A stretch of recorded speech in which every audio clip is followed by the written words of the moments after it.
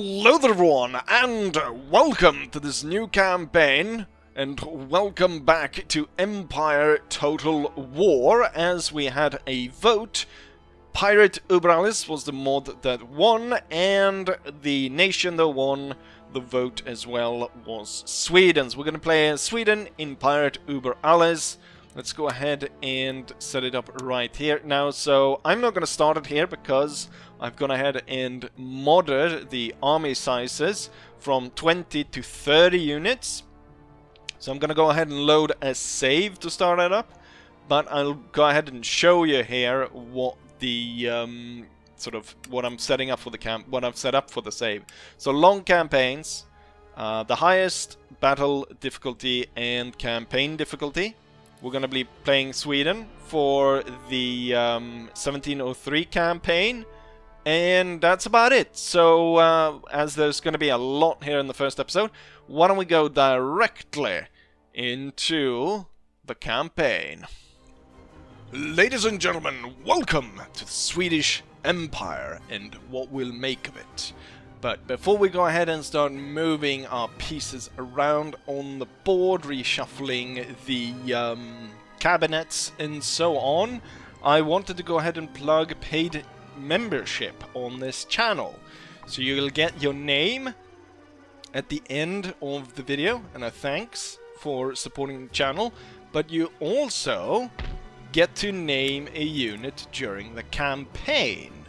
And I'm gonna also tell you how to get it without paying, because some lucky fellow is gonna get a unit without having to become a paying channel member.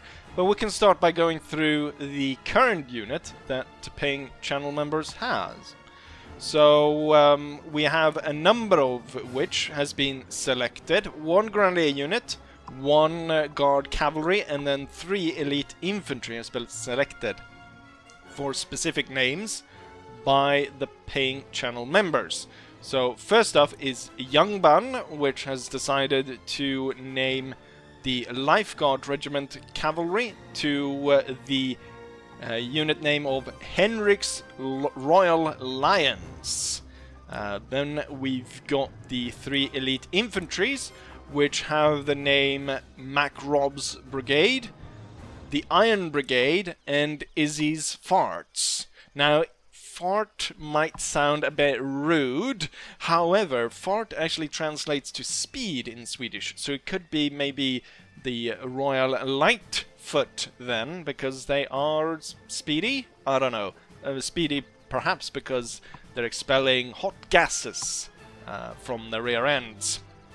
And then the last unit is supposed to be a grenadier unit, specifically like a elite grenadier unit. However, as this is the start of campaign, I'm not able to recruit those, so instead Lindström gets Västgötadal's regiment. However, that will be upgraded through the campaign to the point that we get Royal Grenadier for Lindström. But then, what I want you to do now, if you do not have the intention of becoming a paying channel member, or you're aren't one already, you can go ahead and still win one, because I'm gonna raffle away 1 spot for 1 regiment. So what I want you to put down in the comments is what type of unit, say infantry, elite infantry, light infantry, elite cavalry, dragoons, and so on. And then I want you to type the name afterwards, and I will collect all these names, put them in a raffle, and then randomly we will pick one, and that will be put into the campaign. And in that way you have a specific unit, and you will see it traveling with this sort of adventure as we go through this campaign. And with that out of the way, now we can actually go ahead and start moving some pieces around. And I think we're going to go back up and start around Sweden. And we're going to start by moving our learned scholar here, and we're going to start by doing empiricism. Interesting thing here, the reason why I'm not doing like ring bayonet or so is it's specifically actually put into the mod that you sort of have to balance the technology side, so you cannot just go heavy on the military stuff, which of course would be helpful, but it's balanced out by here we go. The imbalance of technological development does not serve the interest of the whole society. Try, along with military, to also develop technologies that serve to improve the lives of the population. And in this instance, the technology actually means that the imbalance actually gives me -4 in wealth growth, which means that currently the wealth of the home region is not growing at all. And that's for the home region. You can imagine then for other regions that don't have that much wealth growth to begin with, which means that we are actually losing wealth in a lot of our provinces. Finland is the worst one hit with -7.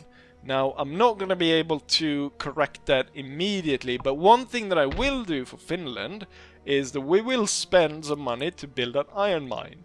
And that will produce iron. I have yet to figure out what that does. And, however, the more important thing, it will add 1,050 wealth to the region. So that will increase the region wealth by about 50%, which is just what we need. I will try and correct this through appointments in the cabinet by appointing someone a little bit better for the position of Minister of Finance. And as now a lot of buildings are very expensive in terms of what we make, because currently we're making 1,600 per turn, which isn't a lot, to give the fact that we even building the dirt roads in Finland would cost me 3,000, so that will take 2 turns to build up the money for me to build dirt roads in Finland, which I think normally for empires that's like 500 or so. So it's the economy is definitely balanced in a different way. So wait, where was I going with this? Yes, so since everything is very expensive, it's going to be very important also with the army, because normally, or what I'm normally used to playing Napoleon a lot, and Shogun also, is that the units are replenished constantly, but at a certain rate, but constantly, and you don't have to pay for replenishment. In Empire, of course, you have to pay to replenish the troops, and since a regular infantry unit costs about 1,000 gold to recruit, that means that if I lose, say, half of this unit, it's going to cost me close to 500 to replenish that up to full strength, which means that it's going to be very important to make sure that you don't waste infantry, which is a little bit unusual because I usually do that quite a lot. But then I'm hoping that this is going to be just as much of a problem for the AI as going to be for me.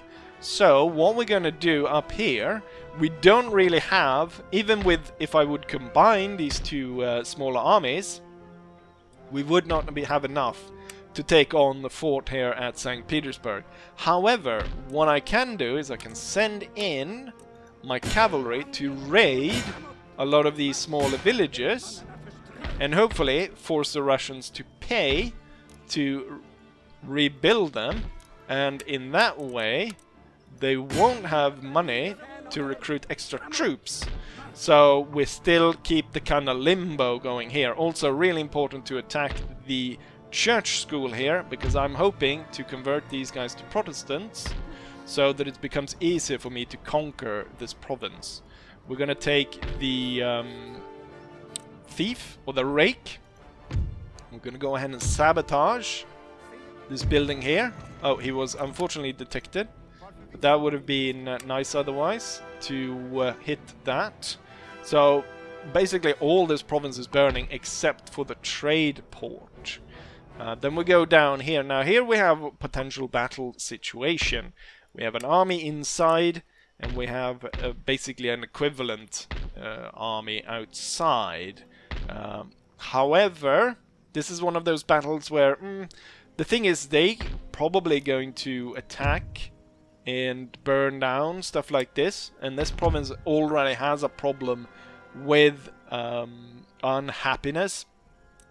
So I'm a little bit unsure here if it's worth attacking or if it's better to pull back and then pool all our forces here to go on the offensive and trying to take St. Petersburg, because that pushes the Russians and their recruitment center far away from the front lines, all the way back to Moscow is the closest one. Now they do have a province up here, but that has a civil building, so it won't recruit good troops. So it pushed the Russians quite far away, and I think it's going to be important to take St. Petersburg from them, more so than other different towns here. And then we come down to our main army, which is now situated in Poland. We've got the king right here, next to the general as well, Carl Gustav Rensköld, and the main army. And we've got a Polish-Lithuanian army actually holding up at the school at Krakow, which means that I cannot use this school to do technology with, which is not good. However, we also have another problem. This province is very unhappy, and actually my strategy for this is I will abandon the province, I will allow the enemies to take it, and then I will retake it. The reason for that is then the unhappiness level actually becomes quite manageable. That we'll see once I recapture the province. So one instead I will do with this army, because you start off with 3 options. You have enough movement points so you can actually move down here to Ukraine and take this town right here. Or you can move up north, you can take this, or you can expel the enemy right here. What I want to do is I'm going to take this force, because also you have to remember what we're looking at here. The king is now surrounded. We've got hostile territory to the north and to the east and south and so on. And then it's, you know, potential enemies, the Austrians and Prussians there. So we are not connected to anything anywhere. So I want a route of escape here. So I'm actually going to go north, and I'm going to attack Gdansk and Western Prussia. It has very little of a garrison, and I will demand surrender and conquer this province. And the buildings stay just fine, and in fact the unhappiness of the region is really low. So even with what we just did here, we just painlessly got this province, which is wonderful. Hopefully though we can get a port going here rather soon. 21 turns. Hopefully technologies and so on will help that on. And then we will be taking this army back down, and we'll be fighting a battle against the enemy around there. Now what I want to do is I want to go into the government and the ministers' positions.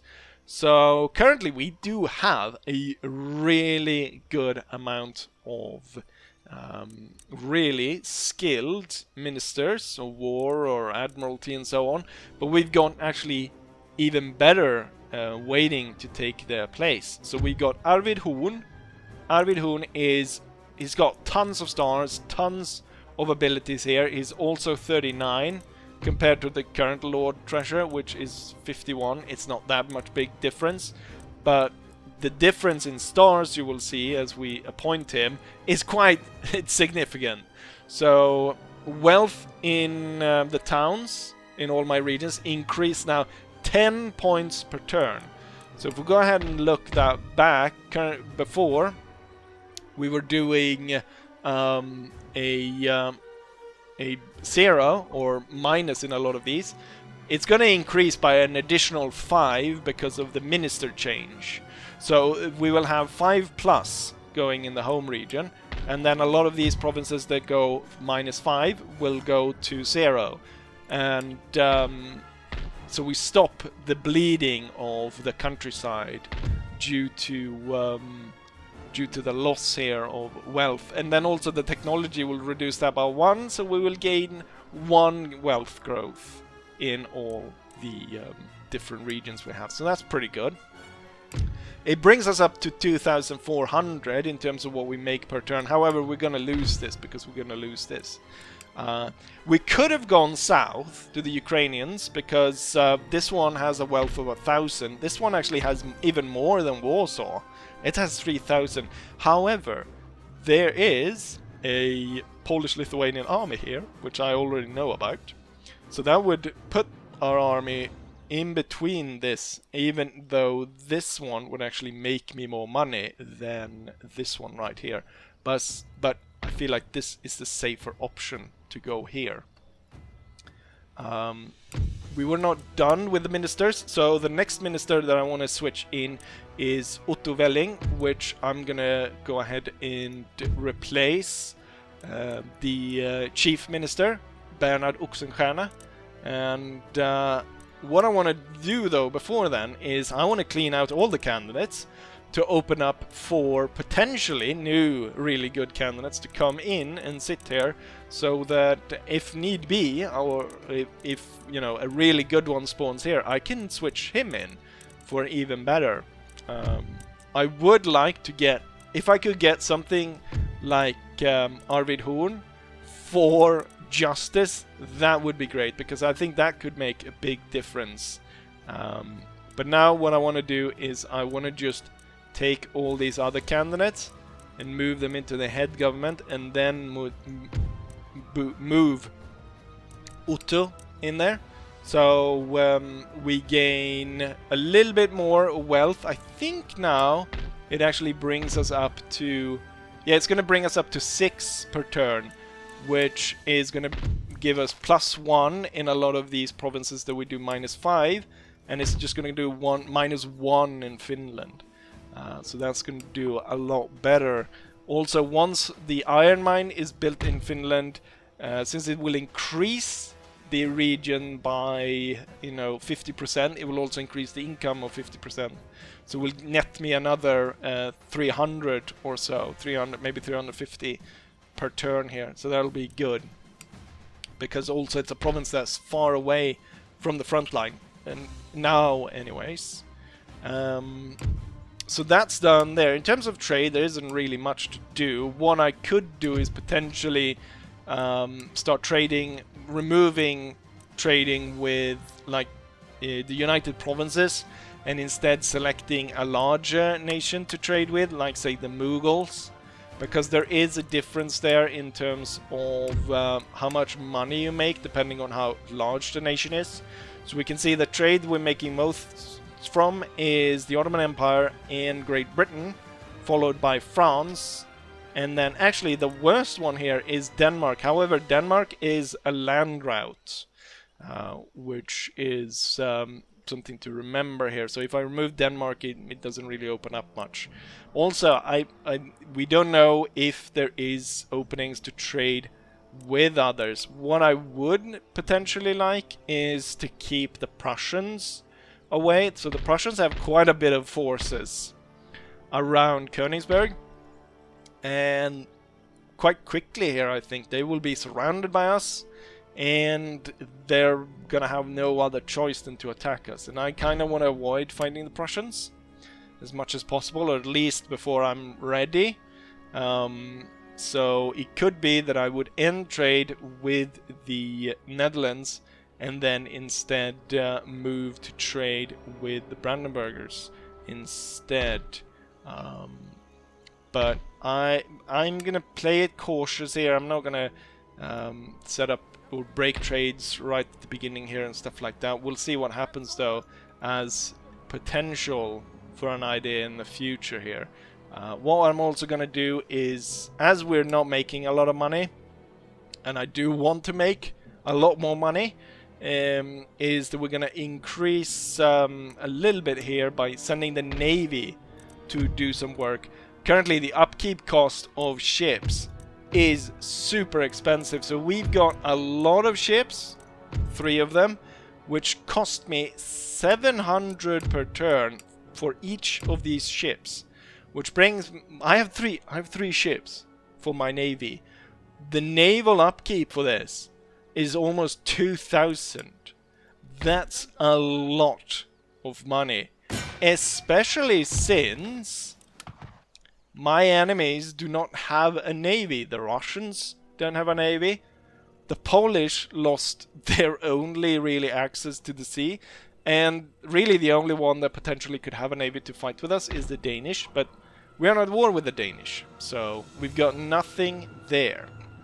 I still have 3,000. I could spend this on potentially recruiting troops, but I'm unsure of where I'm gonna need troops, and since I would only be able to recruit 3 of them, we're gonna hold off on that, and I think I would rather try and increase my income there. Now, raiding the trade here with this fleet is just the first step, as what I want to do is, I don't need the navy to protect here. What I'm going to do is I'm going to try and go for some trade nodes, either in the Caribbean, or actually the Caribbean has pirates. I think most of these places have pirates. But maybe the Ivory Coast or somewhere, wherever I can find, just to send some ships there to hold the trade nodes. I believe you'd need specific trade ships, or the ones with the symbol up in the corner, that you can actually trade with, that none of these ships have, because they're military. So I want to see if I can do that, because I think we can make a lot of money, or at least enough that I can actually justify having the navy at all.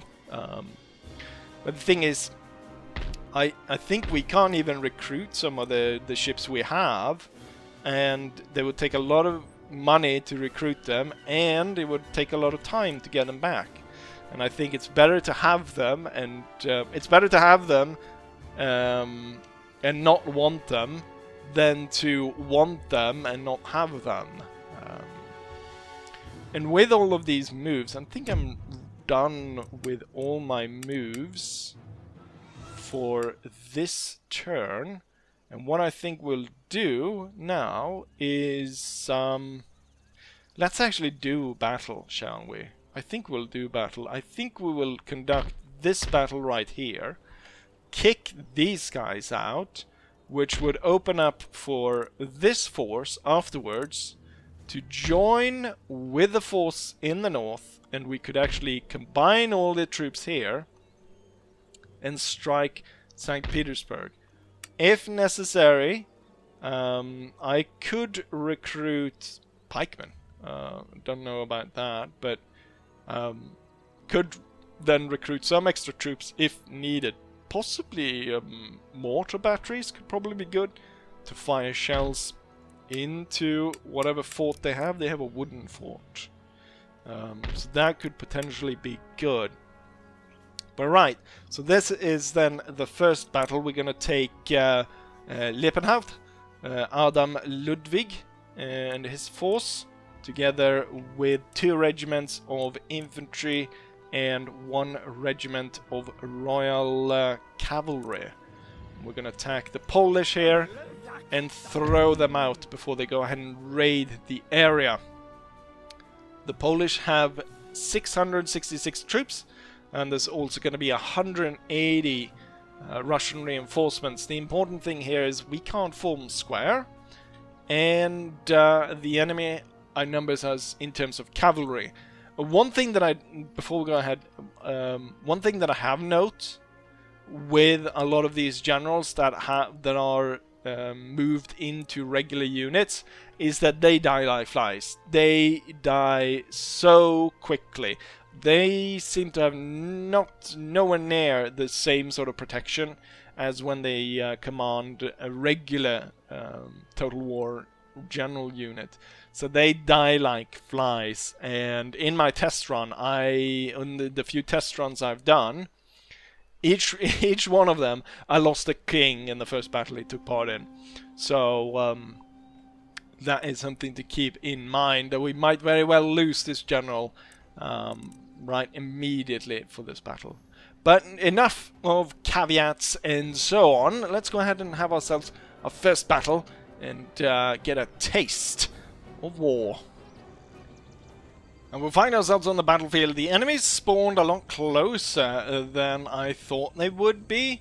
They've already been firing cannoneers, and I decided rather than advance, because I noticed their cavalry was advancing, rather than advance, to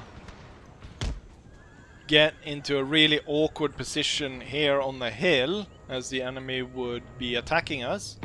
I decided to move down to an original position. I'm gonna order the unit in the center to go ahead and fire. I've already lost 2 men out of the cavalry. That just turned into 7. The one I'm worried about is the one back here.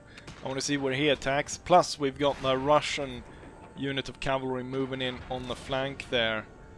Not a great start by losing a bunch of cavalry troopers. However, I'm thinking we can get the Polish to come off the hill and shoot them down. Also, I'm thinking I probably already now have to turn this regiment to be ready to face the enemy. Alright, we've lost a single unit here. Looks like they're moving really close now. Ordering this regiment to fire. And the Polish dragoons have now moved into attacking us. We've got this unit right here, which is quickly moving to position itself for an attack right here. So I want to make sure that we are ready to face the enemy over there. Right, the enemy cavalry was defeated. So what I want to do is quickly now move everyone into position. I'm losing my own here because we're riding into it. We managed to get good shot off here. Shooting them up in their flank. They are moving to move into our flank. I'm gonna move into a blob. We can't move into square, but we can move into a blob, which might hopefully be easier to defend. Chase away that cavalry unit. We're still fresh. Now, what did these guys fire? I'm hoping this will protect us a little bit better against the enemy cavalry unit. Because the units are quite large, it's a little bit cumbersome to move them around. They keep trying to move into the flank. Hold fire and wait for them to come out of the woods. Right, the Russian unit's coming in as well. Need to hurry this unit into position. So far, luckily for me, the cannon's just been firing into the side of the hill. Okay, they're attacking. Move close and fire at point blank range. They're attacking my improvised square. These guys are placing spikes. Let's see if we can hurry up a little bit here and get these guys while they sort of have trouble. They're attacking again. I'm gonna order my men to attack. We're gonna get as close as... Oh, here comes the Russians. God damn it. Fire at will.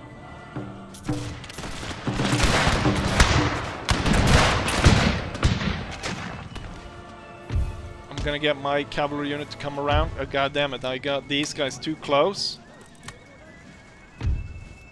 Alright, come around and attack. We've lost 30-ish men in that cavalry charge. Not actually as bad as I thought. Now my cavalry is moving in. The Russians are kind of pushed straight through.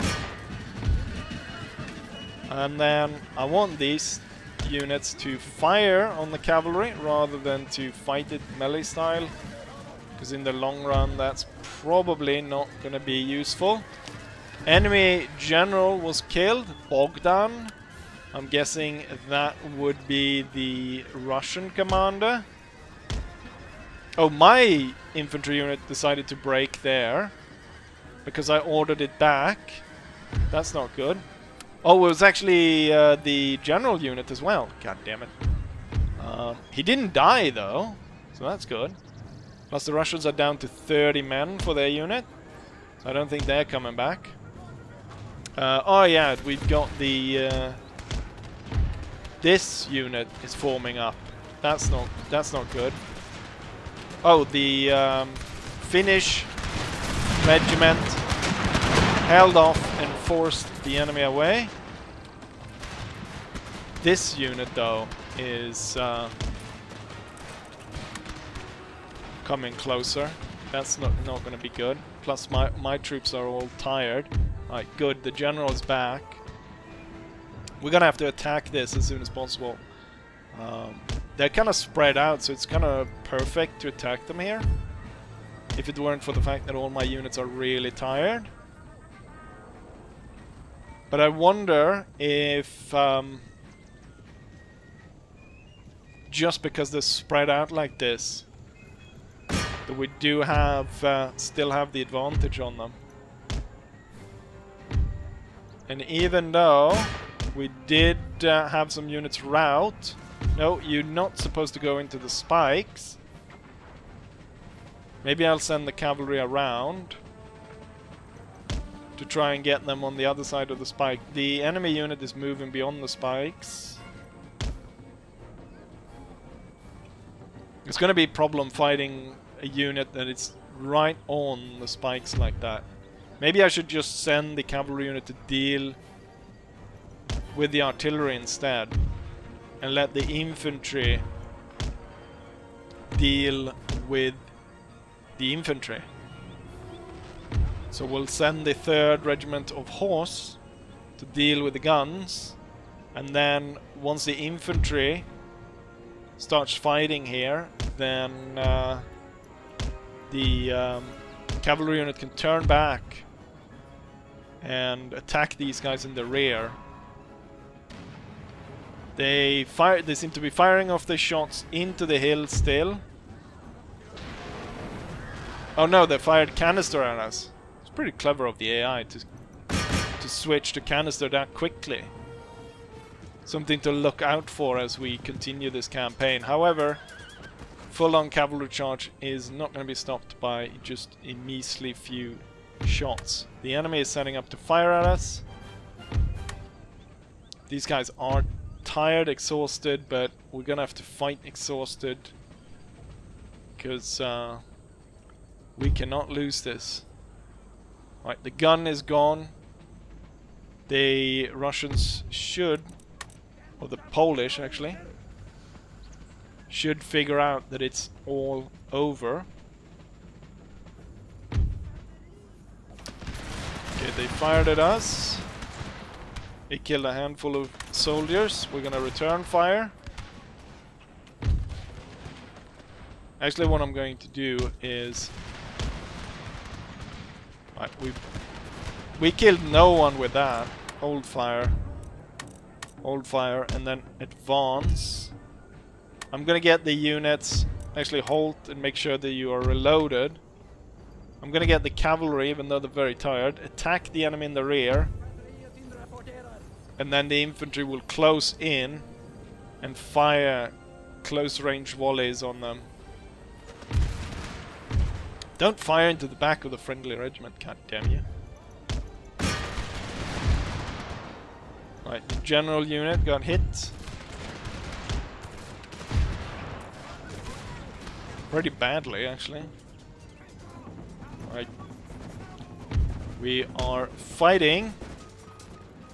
Problem here is if we go back... Oh, they're coming straight into this.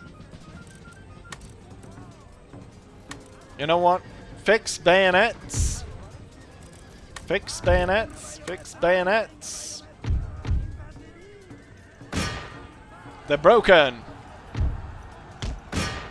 The tired cavalry regiment broke the enemy, and we have victory. Our first victory of the campaign. It's going to be interesting to see how much it's going to cost to replenish this. The enemy was able to get off a few shots on us, and One unit routed even at one point. So get a little bit of taste of what's to come.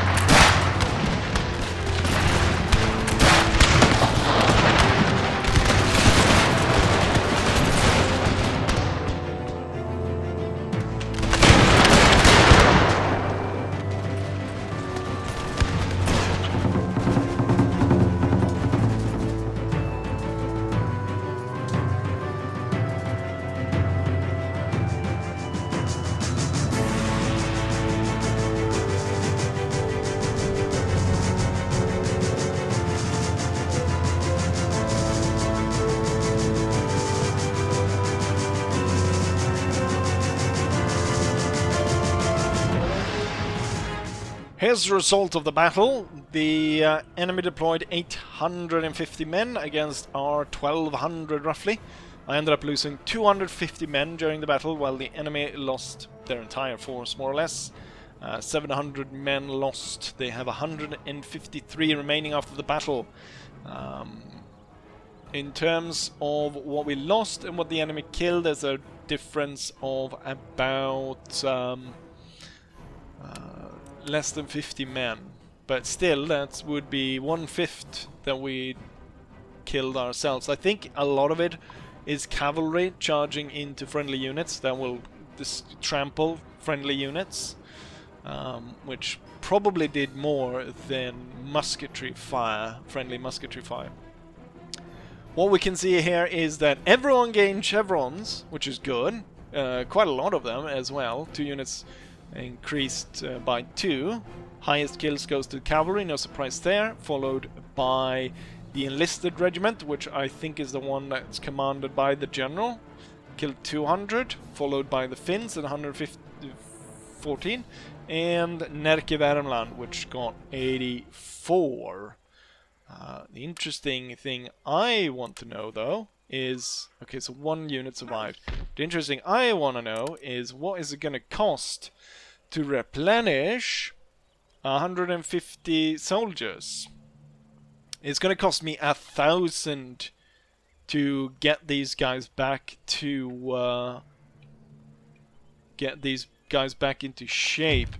We've got feature acquired, 1+ morale in battle, mentioned in dispatches. I wonder if they actually have anything defending the Vilnius.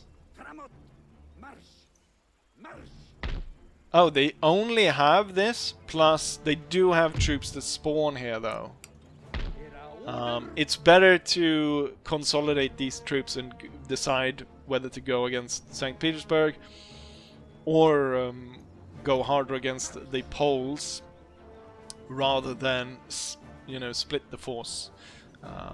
And currently, since we just beat the Polish here, I'm more worried about dealing with the Russians up north. But I think I think this is a good start, even though I just abandoned Greater Poland, or Poland and Warsaw. However, I think that we would have... I think I've done the right strategy here by securing the ports up north and a way out in case needed. And we will hopefully deal then with this problem. That's what I did in my test run anyways. And I think that's gonna work, even though it seems odd to give up a province right at the start for a province that is not, which is about half as valuable. Looks like though the Polish end up with a lot of areas undefended, which means the early gains like this could be really good to put them on sort of the back foot right from the start. But yeah, this will be the first video then of this campaign series. So just a reminder, put whatever unit you want, what type of unit, and what you want to name it down below, and we'll raffle that.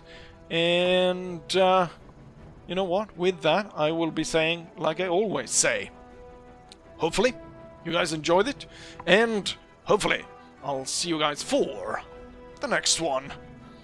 Bye.